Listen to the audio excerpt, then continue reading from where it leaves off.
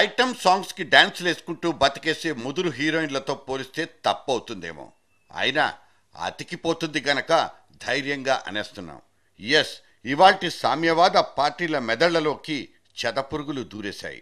తమ తమ సిద్ధాంత మూలాల్ని భావజాలాల్ని విప్పి గట్టున పెట్టి నగ్న స్నానాలకే దిగేస్తున్నాయి. ఖద్దరంటుకున్న కొందరు కామ్రేడ్స్ కమ్యూనిజం మీదెక్కి సవారీ చేస్తుంటే ఎరుపు రంగులోని చైతన్యం కొద్ది కొద్దిగా చచ్చిపోతుంటే గొప్పదనుకున్న ఆ వాదం కాస్త వీగిపోతోంది. సుత్తికి కొడవలికే ఫైటింగ్ సీన్లా హతవిధి.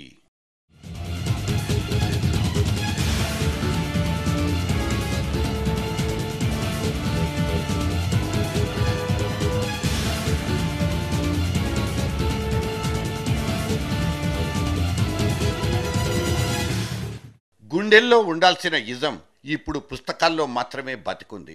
నినాదం అనేది పలికే నాలికలకే తప్ప మనసులకు కాదని కూడా తేలిపోతోంది. మనుషులంతా ఒక్కటేనంటూ సామాన్య శాస్త్రం మీదే పురుడు పోసుకున్న కమ్యూనిస్ట్ పార్టీలు ఇవాళ సదరు సింప్లిసిటీ అనే ఉన్నత భావాన్ని విసిరిపారేసి కేవలం ఖద్దరు బుద్ధిని మాత్రమే ఒంటి నిండా పూసేసుకున్నాయా? దుమ్మెత్తి పోసుకోవడం అనే సగటు రాజకీయ రోగం వీళ్లకు కూడా పాకిపోయిందా? కొన్ని స్టంట్ సీన్లు చూస్తే సరిగ్గా ఇదే అనిపిస్తుంది.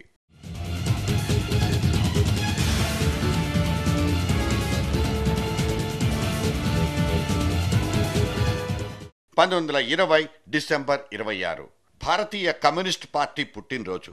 44 సంవత్సరాల తర్వాత దాని నుంచి విడిపడ్డ మార్క్సిస్ట్ గ్రూప్ కూడా తాము అప్పుడే పుట్టామంటూ మొండిగా ఆవిర్భావ దినోత్సవాలు జరుపుకుంటోంది. సో తేడాలనేవి ఇప్పుడు కాదు, అప్పట్నుంచే ఉన్నాయి. ఒకటి చీలి రెండైపోయినప్పుడే వాటి మధ్య భావ వైరుధ్యాలనేవి తప్పవు. అవకాశాలు రావచ్చు, అభిప్రాయాలు వేరవచ్చు, ఆలోచనలు మారిపోవచ్చు. కానీ సుత్తి కొడవళ్ళు పక్కకు వదిలేసి గొంతు చుట్టూ ఇలా చురకత్తులు కట్టుకునే ఈ నెలబరుతనమే కాదు కూడదనిపిస్తోంది. కలిసి పోరాడడానికి కావలసినంత కలివిడితనం లేనప్పుడు విడాకులు తీసుకున్నాయి. ప్రజా పోరాటాల్లో కూడా పోటీపడి నటించేశాయి. పెద్ద పార్టీల మోచేతి కింద నిలబడి 4 సీట్లు దక్కించుకున్నప్పుడు తోక పార్టీలంటూ పేరు కూడా తెచ్చుకున్నాయి. ఎడ్డమనే పార్టీ ఒకరు, తెడ్డమనే పార్టీని ఇంకొకరు మోసేసినప్పుడు 4 ఓట్లు పడతాయన్న ఆశతోనే కదా సరిపెట్టుకున్నాం. కానీ ఇవాళ ట్రెడిషనల్ పొలిటికల్ పార్టీలే ఫక్కున నవ్వుకునేంత గొప్పగా ఈ 2 పక్షాలు తిట్టుకు చావడాన్ని ఎలా భరించడం, ఎలా వరాయించుకోవడం? 2000 సంవత్సరంలో పువ్వాడ నాగేశ్వరరావు ఓడించడానికి 75 లక్షలు విలువ, ఆయన వాల్యూ 75 lakhs వాల్యూ. ఇప్పుడు పొంగేటి శివరాజన్ సపోర్ట్ చేయడానికి 15 కోట్ల రూపాయలు వాల్యూ. అంటే పెరిగింది, రేటు పెరిగింది, వీరభద్రంగా రేటు పెరిగిపోయింది. అంటే ఎక్కడ సిపిఐ ఉంటే సిపిఐని దెబ్బకొట్టడానికి కావాల్సిన పద్ధతులు తప్ప వారు సొంతంగా గెలవాలని కాదు. ఖమ్మంలో వాళ్ళు సొంతంగా పొడి చేసుకుంటే మనకేం ఉండదు కాదు. ఇది ఒక విధంగా అనైతిక రాజకీయ విధానాలను అవలంబించిన ఫలితంగా ఒక దివాళాకోరు పద్ధతి వచ్చింది. నన్ను ఓడగొట్టడానికి కోట్లు చేతులు మారాయంటూ సోదర పార్టీ మీదకే నేరుగా బురద జల్లేసిన నారాయణ వారికి అట్నుంచి ఒక ఓపెన్ ఛాలెంజ్ కూడా రెడీ.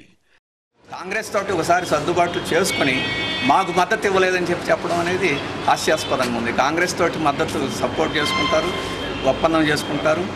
సిపిఎం మీద కాంగ్రెస్ ఉన్న చోట కూడా కాంగ్రెస్కే మద్దతు ఇస్తారు. సిపిఎం మీద కాంగ్రెస్కి మద్దతు ఇచ్చినా కానీ మాకే మద్దతు ఇవ్వాలి ఇతర చోట్ల అని చెప్పడం అనేది హాస్యాస్పదంగా ఉంటుంది. అది న్యాయంగా ఉండదు, అది పొత్తు ధర్మం కూడా కాదు. అనవసరమైన అక్రమమైన ఆరోపణలు చేస్తే మేము దానికి ప్రత్య ఆరోపణలు చేయాలి. 15 అంటే 150 అనాలి. వాళ్ళ వల్ల ఉపయోగం లేదు. వారి ప్రతిష్ట దిగజారినా పర్వాలేదనుకుని వాళ్ళు ఆరోపణలు చేస్తే అది వారి కర్మ. ఇందులో ఏదో ఒకటే నిజం, 2 నిజాలు కావు. అయితే ఆ 2 అబద్ధాలు కూడా కాబోవు. అంటే సోదర సమానుల్లాంటి ఈ 2 కామ్రేడ్స్లో ఒకరు మాత్రం ఖచ్చితంగా బోగసే. మరి ఇటువంటి ఫాల్తూ మాటలు, ఫార్స్ పనులు పార్టీల్ని, వాటి చరిత్రల్ని భ్రష్టు పట్టించకుండా ఉంటాయా? 1964లో ఈ ఎర్ర జెండా చిరిగిపోయి 2గా చీలిపోయినప్పుడు కూడా దేశవ్యాప్తంగా చర్చలే జరిగాయి తప్ప ఇటువంటి రచ్చలైతే లేనే లేవు. వామపక్షాల అడుగు జాడల్ని చూస్తూ నడిచిన కొందరు సీనియర్ జర్నలిస్టులకైతే ఇవాల్టి ఈ పోగాలాన్ని చూసి కళ్ళ జోళ్లు కూడా చిట్లిపోతున్నాయి. సుమారు 70 సంవత్సరాలుగా కమ్యూనిస్టు ఉద్యమంలో పెనవేసుకున్న నా జీవితంలో సిపిఐ నాయకులు నారాయణ గారు చేసినంత తీవ్రమైన ఆరోపణలు ఎప్పుడూ వినరాలేదు. 1964లో కమ్యూనిస్టు ఉద్యమం 2గా చీలిన తర్వాత ఉభయ పార్టీల మధ్య అత్యంత తీవ్రమైన విమర్శలు చోటు చేసుకున్నాయి గాని అవి రాజకీయ విధాన పరిధిలో జరిగాయి గాని ఇలాంటి ఆరోపణలు ఎప్పుడూ వినరాలేదు. ఇలాంటి ఆరోపణలు విన్న తర్వాత ఉభయ పార్టీల వెనుకనున్న ప్రజలు మరింత పలచబడిపోతారు. ఇప్పటికే పార్లమెంటరీ ఎన్నికల్లో నీరసించిపోతున్న ఉభయ కమ్యూనిస్టుల బలం మరింత క్షీణించటానికే దారితీస్తుంది. ఏమయ్యా, మీ పార్టీల వాళ్లు కూడా డబ్బులు తింటున్నారటగా అని కమ్యూనిస్టుల ప్రత్యర్థులు అంటే ఉభయ పార్టీలు వెనుక ఇంకా మిగిలి ఉన్న ప్రజలు ఏమని జవాబు చెప్పగలరు? దయచేసి ఈ బహిరంగ చర్చకు ఫుల్ స్టాప్ పెట్టి ఈ ఆరోపణలను ఆయా పార్టీల కేంద్ర నాయకత్వానికే వదిలిపెట్టండి. కమ్యూనిస్టు ఉద్యమ పరువు ప్రతిష్టలను మంటగలపకండి.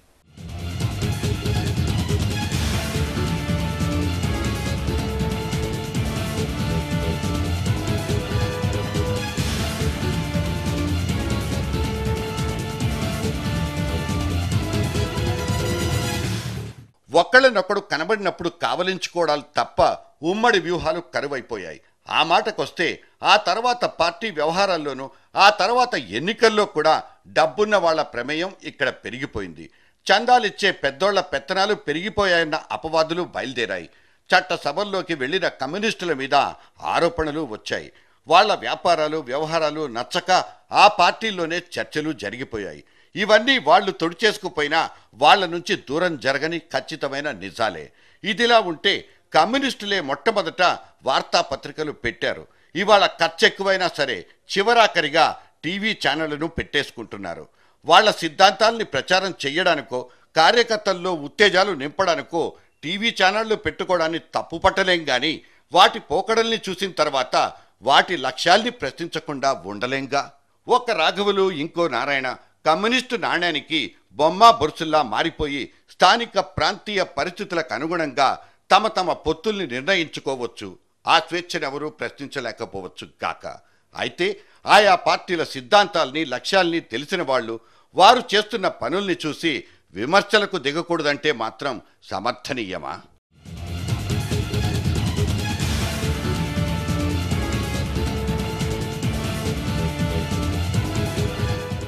వయస్సు పెరిగే కొద్దీ సొగసు తరిగిపోవడం కామన్. కమ్యూనిస్ట్ పార్టీలు అంతే.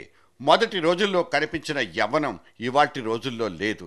4 ఏళ్లకోసారి జరిగే పార్టీ మహాసభల్లో కనిపించినంత ఎరుపు ఎన్నికల సమయంలో కనిపించదని వాళ్లకు తెలుసు. ఏదో ఒక పార్టీతో అంట కాగడం తప్పితే సొంత కాళ్ల మీద నిలబడే శక్తి సామర్థ్యాలు వామపక్షాలకు లేనే లేవన్నది రుజువైపోయింది. ఇక్కడైతే 2004లో కాంగ్రెస్ని, 2009లో చంద్రబాబుని ఆవహించేసి ఎన్నో కొన్ని సీట్లు జేబులో వేసుకున్న మన కామ్రేడ్స్ ఈసారి ఎన్నికల్లో ఏది లాభసాటి బేరమో తేల్చుకోలేక తెగ సతమతమైన మాట మాత్రం నిజం. ఒకే రాష్ట్రంలో 2 పార్టీలకు మద్దతిచ్చే విచిత్రమైన విన్యాసాలకు కూడా ఈ పార్టీలు పాల్పడిపోయాయి.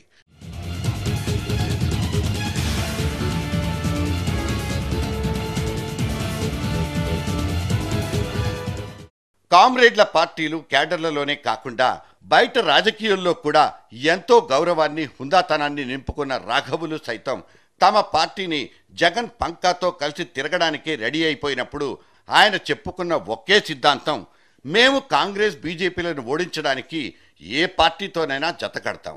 బైబిళ్లు చేతుల్లో పట్టుకుంటే తప్ప సభల్లో ప్రసంగించని జగన్ పార్టీ నాయకులు ఈ మార్క్సిస్ట్ పార్టీకి సెక్యులర్ పార్టీ ఎలా అవుతుందో, బీజేపీ కమ్యూనల్ పార్టీ ఎలా అయిపోతుందనే విషయంలో లాజిక్తో పాటు రీజనింగ్ కూడా దొరకదు. కాంగ్రెస్కు వ్యతిరేకంగా ఉండే క్రమంలో ఎవ్వరితోనైనా జతకడతామన్న కామ్రేడ్ రాఘవులు చెప్తున్న థియరీలో భాగంగానే జగన్ పార్టీతో అవగాహన కుదిరిందన్నది మనం అర్థం చేసుకోవాలి.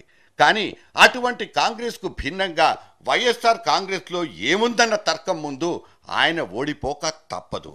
ఈ లెక్కన ఇప్పుడున్న ఏదో ఒక పార్టీ ఏదో రకంగా ఈ వామపక్షాల భావజాలాలతోనూ సిద్ధాంతాలతోనూ విభేదించేవే.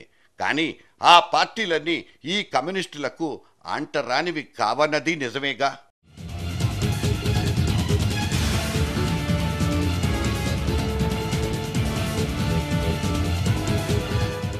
ఎన్నికలు ఎప్పుడొచ్చినా పాయింట్ల పట్టికలో మాత్రం ఈ రెండు పార్టీలకు గుండు సున్నాలే ఎక్కువ.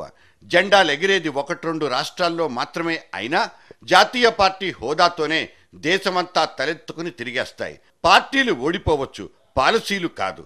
కానీ ఇవాళ వామపక్షాలు తాము ఓడిపోవడమే కాకుండా తమ భావజాలాల్ని కూడా అడ్డంగా ఓడగొట్టించేస్తున్నాయి.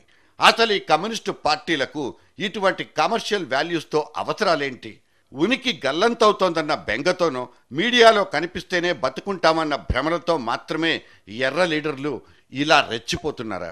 ఇవాళ వార్తల్లో తెగ నలిగిపోతున్న ఈ నారాయణ వారి సమీప చరిత్ర గనక తిరిగేస్తే కొన్ని పురుగులైతే బయటపడిపోతాయి. గాంధీ జయంతి రోజున ఆయన చికెన్ ముక్క చప్పరించిన న్యూసే, అలిగి మళ్ళీ అక్టోబర్ 2 దాకా ఆ చికెన్ ముట్టనంటూ ప్రతిజ్ఞ చేసుకున్న న్యూసే.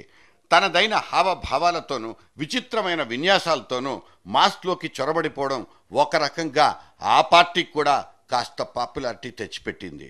కానీ పార్టీ వర్గాల్లోనూ సానుభూతి పరుల్లోనూ పల్చనైపోతున్నాననే ఫీలింగ్ నారాయణ వారిలో ఈశాన్ మాత్రం లేదుగాక లేదు. తానాడే ప్రతి ఆట గ్యాలరీల కోసమే అయినా దాంతో తనకంటే తమ ఎర్ర జెండాకే ఎంతో కొంత లాభమన్న తాత్కాలిక తృప్తితోనే ఆయనిలా కానిచ్చేస్తున్నారా?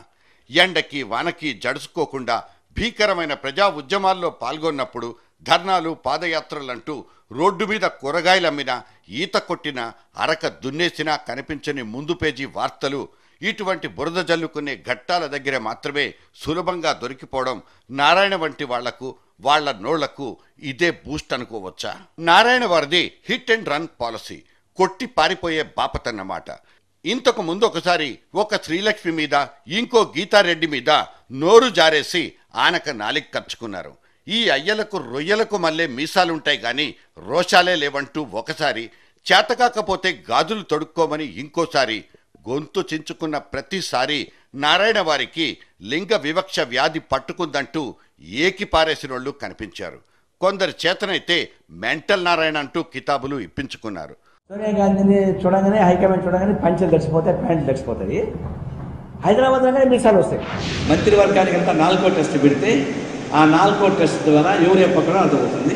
అయితే మీలాంటి నేచర్ల కత్తితో పొడుస్తూ కూడా నాకే పాపం చుట్టుకుంటుంది.